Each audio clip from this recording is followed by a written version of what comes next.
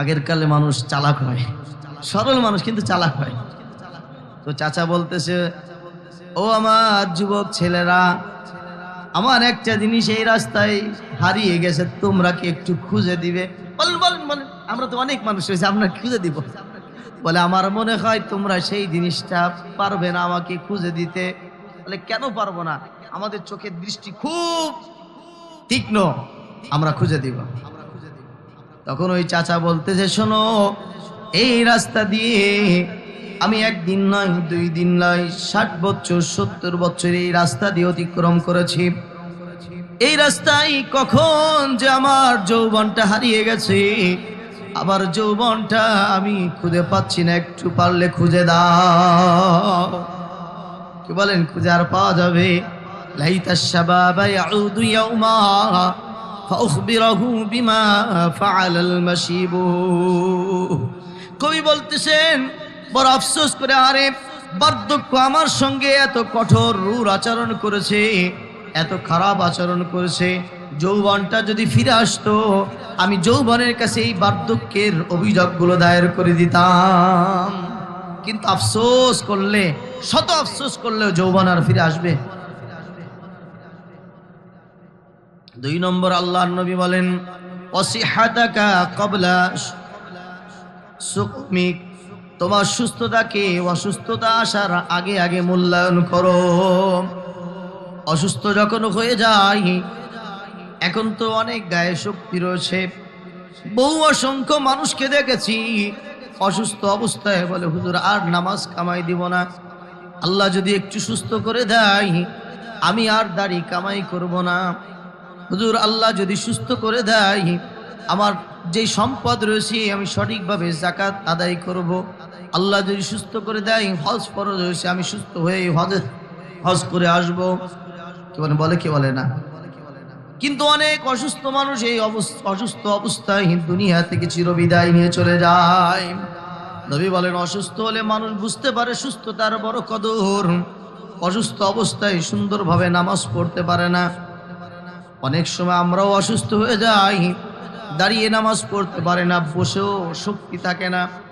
সেই সময় হাজার আফসোস হয়, আরে আমি জুম্মার নামাজ আদায় করাই, অসংখ্য মানুষ 1, 2, 3 হাজার মানুষ আমার পিছনে নামাজ আদায় করে, কত মানুষ ভক্তিও নামাজে আমার পিছনে মুক্তাদি হয়ে নামাজ আদায় করে, আমি নামাজ পড়াই, আর আজকে নামাজ পড়াবো তো দূরের কথা, নিজের দাঁড়িয়েও নামাজ আদায় করতে পারছি না।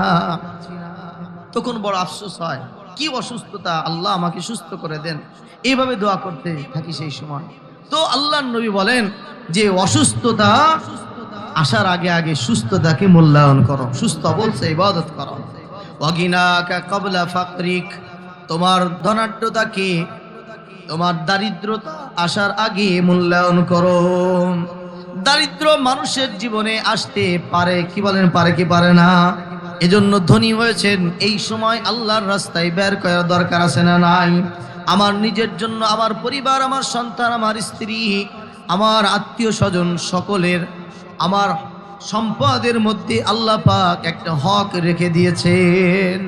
এজন্য নবীজি বলেন এগুলো সঠিকভাবে আদায় করো দারিদ্রতা আসার আগে। 4 নম্বর, আল্লাহর নবী বলেন, ওয়াফারাগাকা ক্বাবলা শুগুলিক, ব্যস্ততা আসার আগে অবসর সময়কে মূল্যায়ন করবে। ব্যস্ততা আসার আগে অবসর সময়কে মূল্যায়ন করবে। মানুষের জীবনের এমন একটা মুহূর্ত আসে, এমন ব্যস্ততা অনেক সময় আসে, যেই সময় নিজের পরিবারের খোঁজ নেওয়ার সুযোগ থাকে না, সময় থাকে না। কি বলে, আসে না নাই? ফারেক হয়ে গিয়েছেন বা লেখাপড়া শেষ হয়ে গেছে, কর্মজীবনে গিয়েছেন, কর্মজীবনে ছোট্ট একটা চাকরি হয়েছে, তখন হাজারো আফসোস হয় অনেক সময় যে আমি যদি ছাত্র জামানায় যদি আরো সুন্দরভাবে পড়ালেখা করতাম, তাহলে আজকে আমার প্রমোশন হতো, আজকে আমি নিম্ন শ্রেণী একজন কর্মকর্তা রয়েছে, আমি অফিসার হয়ে যেতাম। অফিসার চিন্তা করে আমি তার থেকে আরো বড় অফিসারও হতাম। পুলিশ চিন্তা করে আমি ওসি হতাম, ওসি চিন্তা করে আমি এসপি হতাম, এসপি চিন্তা করে আমি আরো সুন্দরভাবে পড়লে আমি ডিসি হয়ে যেতাম। আফসোস লাগে কি লাগে না? আল্লাহর নবী বলেন, জান্নাতে যখন মানুষেরা জান্নাতে যাবে, তাদের কোনো আফসোস আর বাকি থাকবে না, একটাই আফসোস থাকবে। সেই আফসোসটা হলো সমস্ত জান্নাতীরা আফসোস করবে, আরে দুনিয়াতে যেই অবসর সময়টা চায়ের দোকানে কাটিয়েছিলাম, যেই অবসর সময়টা ডাইনিং টেবিলে নিজে নিজে বসে মোবাইল টিপেছিলাম, অযথা নষ্ট করেছিলাম, এই সময়টা যদি আমি সুবহানাল্লাহ বলতাম, এই সময়টা যদি আলহামদুলিল্লাহ বলতাম, এই সময়টা যদি একটু তিলাওয়াত করতাম, এই সময়টা যদি আল্লাহ আল্লাহ বলতাম, আজকে আল্লাহ পাক যেই জান্নাত দিয়েছেন তার থেকেও আরো নাজ নিয়ামতে পূর্ণ জান্নাত পেয়ে যেতাম। সুবহানাল্লাহ। সেই সময় আফসোস করে লাভ হবে? এই জন্য দুনিয়ায় কেউ যদি বড় হতে চায়, যে কোনো লাইনে হোক না কেন, ব্যবসার লাইনে হোক, চাকরির লাইনে হোক, পড়ালেখার লাইনে হোক, জেনারেল লাইনে হোক, মাদ্রাসা লাইনে হোক, যে কৃষি লাইনে হোক, শিক্ষার লাইনে হোক, সংস্কৃতির লাইনে হোক, সময়ের মূল্যায়ন ছাড়া কেউ কোনোদিন বড় হতে পারে না। কারণ ঠিক কি ঠিক না? এজন্য আল্লাহর নবী বলেন, নি'মাতানি মাগবুনুন ফীমা কাসীরুম মিনান নাস, আস-সিহহাতু ওয়াল ফারাগ। আল্লাহর নবী বলেন, দুইটা নিয়ামতের ব্যাপারে মানুষ বড় উদাসীন, মানুষ বড় ক্ষতির মধ্যে রয়েছে। নিয়ামাতানি মাগবুনুন ফীহিমা কাসীরুম মিনান নাস, দুইটা নিয়ামতের ক্ষেত্রে অধিকাংশ মানুষ ক্ষতির মধ্যে, ধোঁকার মধ্যে রয়েছে। বুখারী শরীফের riwayat আমি যেটা পড়েছি, এক নম্বর হলো আস-সিহহাতু ওয়াল ফারাগ। নবীজি বলেন, একটা হলো সুস্থতা, দুই নম্বর হলো অবসর সময়। সুস্থতাকে মানুষ কদর করে না, সুস্থতাকে মানুষ অধিকাংশ মূল্যায়ন করে না। অসুস্থতা আসলে তখন হায় আফসোস করে কুল পায় না। আরেকটা হলো অবসর সময়। অবসর সময় রয়েছে, এখন গল্প করছে। অবসর সময় রয়েছে, এখন মোবাইলে সময় নষ্ট করছে। অবসর সময় রয়েছে, এখন টিভি ধরিয়ে সেখানে সময় নষ্ট করছে। অবসর সময় রয়েছে, চায়ের দোকানে সময় নষ্ট করছে। এমন একটা সময় জীবনে আসবে, সেই সময় শত আফসোস করবে, আরে আরেকটু যদি সময় পেতাম আমি বড় আল্লাহ ওলি হয়ে যেতাম, আরেকটু যদি সময় হতাম সমস্ত নেক কাজ করে ফেলতাম।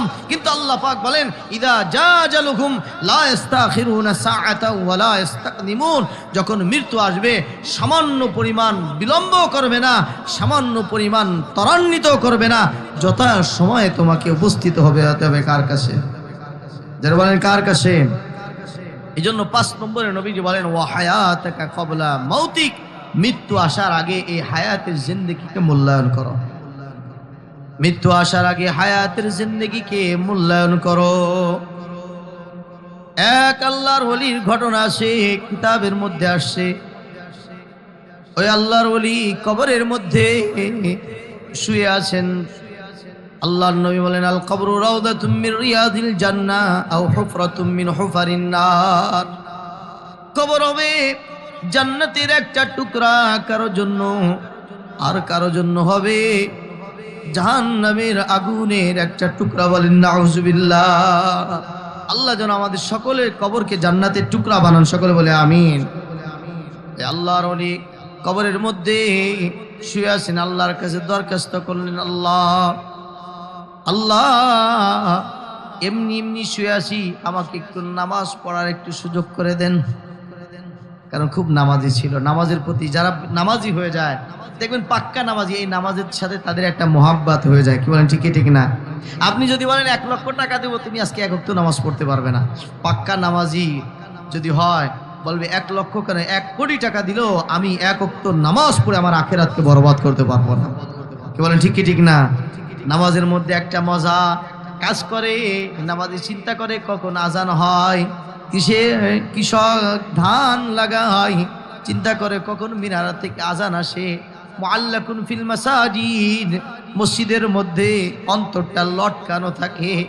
দোকানে আসে, মসজিদে অন্তরটা লটকানো আসে।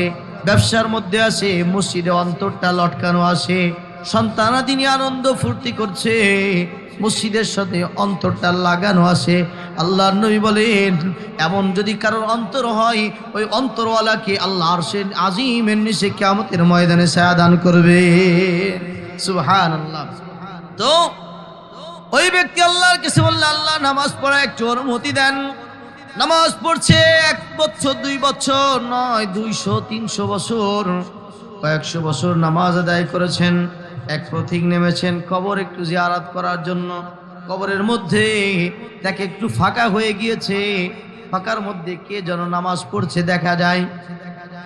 হঠাৎ করে তার মনে কৌতূহল হলো, একটু জিজ্ঞাসা করি, তুমি নামাজ কতদিন পড়ছো, কিভাবে নামাজ পড়ছো? এখানে তো সবাই নামাজ পড়ার অনুমতি নাই, সবাই ঘুমিয়ে থাকে। বলে, আমি আল্লাহর কাছে দরখাস্ত করেছি, আল্লাহ আমাকে একটু নামাজ পড়ার অনুমতি দেন। বলে, কতদিন নামাজ আদায় করছো? বলে, কয়েকশো বছর হয়ে গেছে। তখন ওই ব্যক্তি বলতে, সুবহানাল্লাহ। বলেন সুবহানাল্লাহ। কবরে কয়েকশো বছর নামাজ পড়ছে, বলে সুবহানাল্লাহ। ওই কবরের যেই মুর্দার তখন বলতেছে, ভাই আমার এই 200 বছর 300 বছরে যেই নামাজের সব, এই সবগুলো তুমি নিয়ে যাও, বিনিময়ে তোমার ওই সুবহানাল্লাহ একবার যে বলেছো, এই সুবহানাল্লাহর সবটা আমাকে দিয়ে দাও। যদি বলেন আল্লাহু আকবার। ওই প্রতীক তখন কিংকর্তব্য বিমূঢ় হয়ে আশ্চর্যান্বিত হয়ে বলে, ভাই 200 বছরের নামাজ আর একবার সুবহানাল্লাহ, এর কাছে তো কোনো পাত্তাই নাই, তারপরে তুমি কেন এত শত শত বছরের নামাজ দিয়ে একবার সুবহানাল্লাহ তুমি নিতে চাও? তখন ওই ব্যক্তি বলতেছে, ভাই আমি 200-300 বছর যে নামাজ এই কবরের মধ্যে পড়তেছি, এটা শুধুমাত্র আমার মনের শান্তি, এর কারণে একটা নেকিও আল্লাহ আমাকে দেয় নাই, আর এখানে নেকি পাওয়ারও কোনো জায়গা না। আর তুমি যখনই সুবহানাল্লাহ বলেছো, তোমার সুবহানাল্লাহর কারণে আল্লাহ এত নেকি দিয়েছেন, আসমান আর জমিন ভরে গিয়েছে। সুবহানাল্লাহ। তাহলে এই জন্য নবীজি বলেছেন, ওয়া হায়াতাকা ক্বাবলা মাউতিক, মৃত্যু আসার আগে এই জীবনকে মূল্যায়ন করো, মৃত্যুর পরে আর নেকির দরজা খোলা থাকবে না, সব বন্ধ হয়ে যাবে।